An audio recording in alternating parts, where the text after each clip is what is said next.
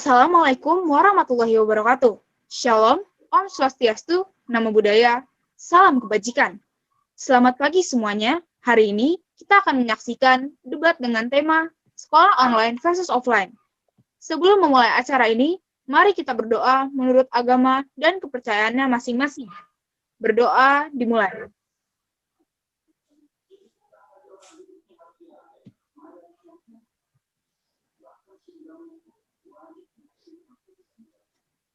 Berdoa selesai.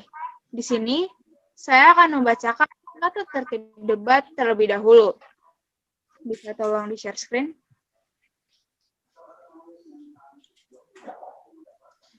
Tata tertib debat. 1. Peserta tidak menggunakan bantuan dari berbagai macam bentuk alat elektronik seperti sebuah laptop dan smartphone. Kedua, peserta tidak membawa bahan yang telah di-print kecuali bahan yang telah ditulis tangan. Ketiga, peserta tidak boleh menggunakan berbagai macam bentuk kata kasar, tidak terpuji, hingga yang dimana akan menyinggung berbagai macam bentuk sara. Keempat, peserta tidak diperkenankan untuk berkomunikasi dengan penonton. Tata tertib yang kelima, seluruh peserta diwajibkan untuk menjaga ketenangan hingga tidak mengonsentrasi peserta lainnya. Tata tertib keenam, pembicara tidak diperkenankan berkomunikasi dengan peserta lainnya pada saat berbicara. 7. Peserta diizinkan berdiskusi ketika sedang tidak menjadi berbicara. Dan yang terakhir, peserta dilarang melakukan tindakan kekerasan fisik dan juga verbal. Terima kasih. Sebelum dimulai sesi perkenalan diri, dimohon kepada peserta sedang untuknya dan menyalakan kameranya.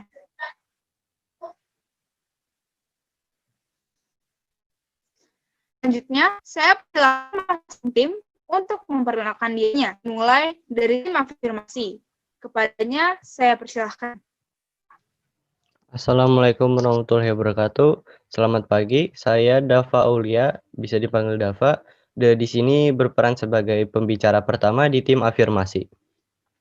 Dan ini adalah rekan saya. Saya Clara Lifadiar, saya sebagai pembicara kedua dari tim afirmasi. Saya Ida Bagus Ketut sebagai pembicara pertama dari tim oposisi, dan ini adalah rekan saya. Saya Rahman Dani Barjanto, biasa dipanggil Dani, dan saya adalah pembicara kedua dari tim oposisi. Dan ada juga rekan saya. Nama saya Aulia Eka Anggraini, biasa dipanggil Aulia. Saya adalah pembicara ketiga tim oposisi. Mari kita mulai sesi debat kali ini. Di tahun 2019, dunia dikagetkan dengan adanya baru yang disebabkan oleh virus SARS-CoV-2 dengan kasus pertama di pasar Huanan, Wuhan, Cina. Penyakit ini dikenal dengan nama COVID-19 atau coronavirus. Lalu, wabah ini menyebar ke seluruh dunia, termasuk Indonesia. Wabah corona mulai masuk ke Indonesia sejak awal Maret, sehingga pemerintah membuat keputusan untuk meliburkan sekolah di Indonesia dalam waktu 2 minggu. Akan tetapi, karena angka penyebaran virus corona di Indonesia semakin tinggi dan tidak memungkinkan untuk diadakan sekolah offline, maka pemerintah memutuskan untuk mengadakan sekolah online sampai batas waktu yang belum ditentukan. Keputusan ini membawa banyak respon dari siswa-siswi dan pihak yang terkait, baik respon positif maupun negatif. Murid terbagi menjadi 2 kelompok. Ada yang setuju dengan melakukan sekolah online, ada yang menentang kegiatan tersebut. Kesah siswa akan dibahas dalam sesi debat kali ini. Saya persilahkan kepada tim afirmasi untuk menyampaikan pendapatnya, lalu dilanjutkan dengan tim oposisi. Waktu kalian 10 menit, dimulai dari kalian berbicara. Assalamualaikum warahmatullahi wabarakatuh. Selamat pagi saya ucapkan kepada tim oposisi, kepada Bu Siti Badriah selaku guru bahasa Indonesia, dan juga kepada penonton debat kami. Dengan adanya pandemi virus COVID-19, murid terpaksa melakukan pembelajaran melalui daring. Pembelajaran online adalah melakukan pembelajaran melalui daring, melalui aplikasi atau jejaring sosial. Sekolah menyediakan sumber pembelajaran yang lebih luas. Pembelajaran pada umumnya hanya mengacu pada buku, sedangkan pembelajaran online dapat mengacu pada berbagai sumber. Lalu manfaat online learning lainnya adalah tersedianya media yang memungkinkan siswa untuk merekam dan menyimpan materi yang diberikan dalam bentuk digital sehingga lebih praktis dan lebih efisien. Assalamualaikum warahmatullahi wabarakatuh. Selamat pagi saya ucapkan kepada tim afirmasi Bu Siti Badriah selaku guru bahasa Indonesia juga audien. Saya di sini sebagai tim oposisi ingin menanggapi pernyataan dari tim afirmasi. Sumber pembelajaran yang luas yang Anda jelaskan dapat memberi kesempatan bagi murid untuk mencontek. Murid yang dapat mencari jawaban dari sebuah soal, bahkan soal ulangan melalui internet, sehingga nilai yang dapatkan murid tidak murni.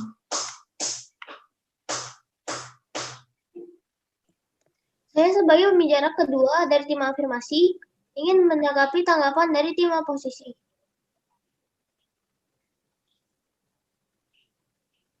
Tetapi dengan pembelajaran online, pengeluaran yang tidak perlu dapat dipangkas, sehingga siswa dan guru hanya perlu terhubung dengan layar dan koneksi internet, dan tidak perlu berjalan atau berpindah-pindah kelas.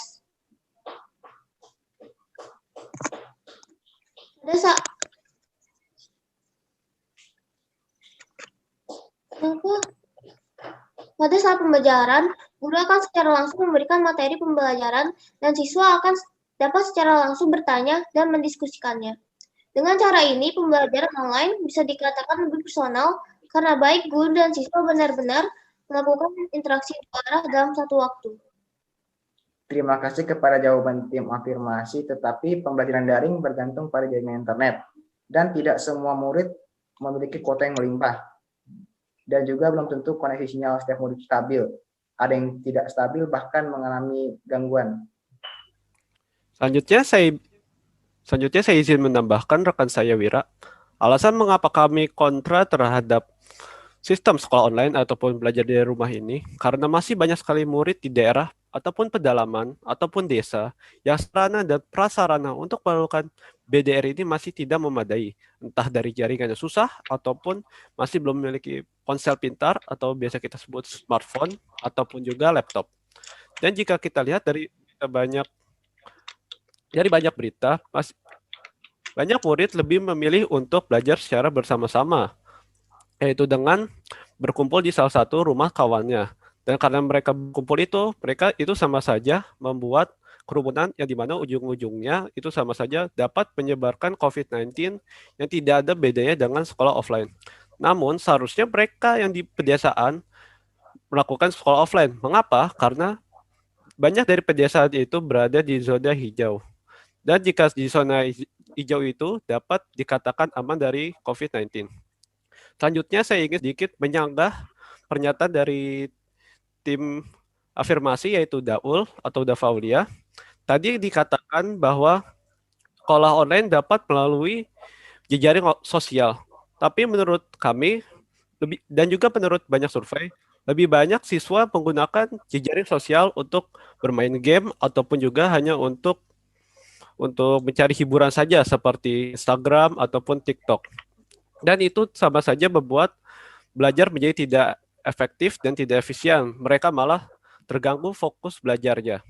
Selanjutnya, saya juga ingin menyanggah dari pernyataan Clara dari tim afirmasi. Tadi dikatakan bahwa setiap murid dapat bertanya secara dua arah, yaitu secara langsung terhadap guru. Menurut saya itu kurang efektif karena masih banyak juga murid yang belum berani ataupun pemalu untuk bertanya kepada gurunya. Karena hanya satu-satu, hanya murid yang berani bertanyalah yang dapat dijelaskan oleh gurunya. Sedangkan pada sekolah offline, jika satu murid bertanya, pasti gurunya akan menjelaskan kepada semua murid yang ada di kelas. Jadi, walaupun dia pemalu, dia juga, tanpa bertanya, dia juga masih bisa mengerti dari penjelasan gurunya, walaupun dia tidak bertanya langsung kepada gurunya. Tetapi dengan adanya pembelajaran online yang dilakukan di rumah, kita bisa menjadi lebih dekat dengan keluarga di rumah. Ditambah para pelajar memiliki waktu yang lebih cepat untuk kegiatan belajar mengajar. Apalagi belajarnya hanya di rumah, sehingga tidak perlu menghabiskan banyak waktu untuk pergi ke sekolah seperti biasa. Selain itu, para pelajar tidak memerlukan waktu lagi untuk menunggu pengajar yang kadang datangnya terlambat, sehingga memerlukan banyak waktu yang terbuang.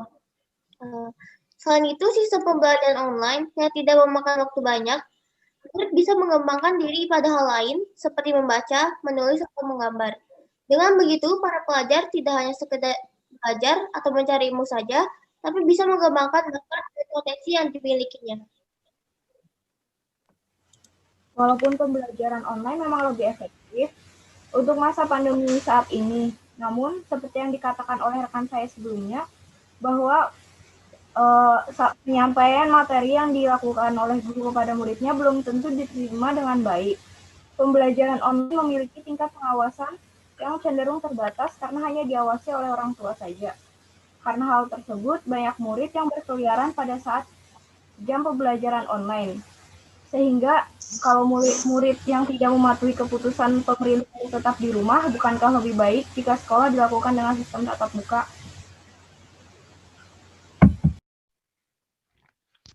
Sebenarnya ini kembali ke kondisi sekarang ini, yaitu sedang terjadi wabah COVID-19. Sebaiknya kita ikuti saja apa yang sudah menjadi keputusan pemerintah, yaitu untuk melaksanakan sekolah online.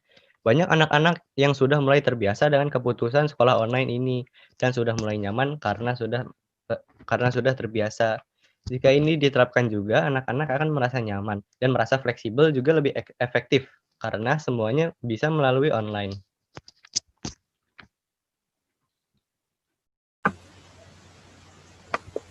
Apa yang dibilang tim afirmasi tadi bahwa sekolah online lebih efektif dibandingkan sekolah online.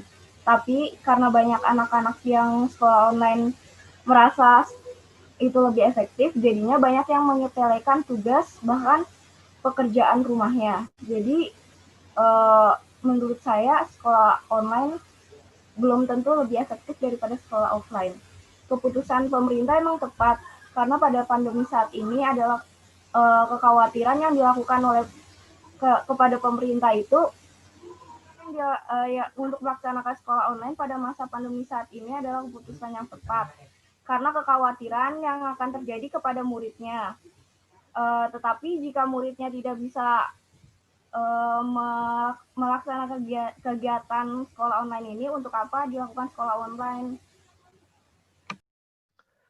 Saya ingin membantah perkataan dari tim oposisi. Dalam perihal murid-murid tidak mengerti sebuah materi dan mereka malu untuk menanyakan hal tersebut kepada guru, mereka dapat menanyakan hal tersebut kepada teman-teman mereka yang sudah mengerti, atau mereka harus memberanikan diri untuk bertanya kepada guru, atau mencari di sumber lain seperti di Google atau di perpustakaan atau sumber-sumber lainnya. Oke, sekarang saya ingin sedikit menyanggah perkataan Dava Aulia dari tim afirmasi tadi. Katanya kan kalau ada yang pemalu bisa saja langsung bertanya kepada temannya ataupun menggunakan Google. Nah, saya ingin menyanggah poin yang pertama. Jika dia ingin bertanya kepada temannya, ada dua kemungkinan. Satu, dia harus menggunakan media sosial, WhatsApp, Line, ataupun sejenisnya. Dan yang kedua adalah cara bertemu secara langsung. Jika yang pertama tadi menggunakan jejaring sosial, ada kemungkinan anak itu dia tidak mempunyai ponsel ataupun laptop. Jadi dia tidak bisa menanyakannya melalui jejaring sosial. Yang kedua adalah bertemu secara langsung. Jika bertemu secara langsung, itu sama saja dengan mereka menyebarkan penyakit COVID ataupun bisa saja menyebabkan kerumunan, yang dimana itu dilarang agar tidak terjadinya penyebaran COVID-19. Iya, mungkin saya cukupkan sampai di sini debatnya, dikarenakan waktu yang terbatas. Terima kasih saya ucapkan kepada tim afirmasi maupun tim oposisi. Dan di sini rekan saya akan membacakan notulensi dari hasil debat yang telah kita saksikan. Terima kasih moderator. Perkenalkan, nama saya Aries, dan saya akan membacakan notulensi atas hasil debat yang telah kita saksikan. Jadi, setiap keputusan pasti memiliki kelebihan dan kekurangan. Memang benar jika sekolah dilakukan secara online kurang efektif, karena banyak guru yang tidak bisa menggunakan teknologi dengan benar. Sehingga penyampaian materi menjadi kurang maksimal, ditambah banyak murid yang lebih memilih melihat Google saat ulangan maupun mengerjakan tugas. Dan tidak semua murid memiliki HP ataupun laptop yang memadai. Begitu juga dengan kuota internet. Tetapi dikarenakan keadaan sekarang yang tidak memungkinkan untuk sekolah offline, maka dengan terpaksa sekolah dilakukan secara daring. Meskipun sekolah secara daring itu kurang efektif, sekolah dan pemerintah mengupayakan untuk menutupi kekurangan yang ada, seperti memberi kuota gratis dan sebagainya. Dari pihak sekolah pun banyak guru yang belajar menggunakan aplikasi belajar online agar anak didiknya dapat belajar dengan lebih baik lagi. Terima kasih saya ucapkan kepada rekan saya. Nah, di sini saya simpulkan berarti ada sisi positif maupun sisi negatif dari offline dan online. Setelah bahas sesi debat ini, saya ucapkan terima kasih yang sebesar-besarnya kepada tim afirmasi, tim oposisi, notulensi, Bu Siti Badriah sebagai guru bahasa Indonesia, juga audiens yang sedang menonton debat kali ini. Sebelum kita akhiri, mari kita tutup dengan bacaan Alhamdulillahirabbil alamin. Terima kasih, dan sesi debat ini akan saya tutup. Wassalamualaikum warahmatullahi wabarakatuh.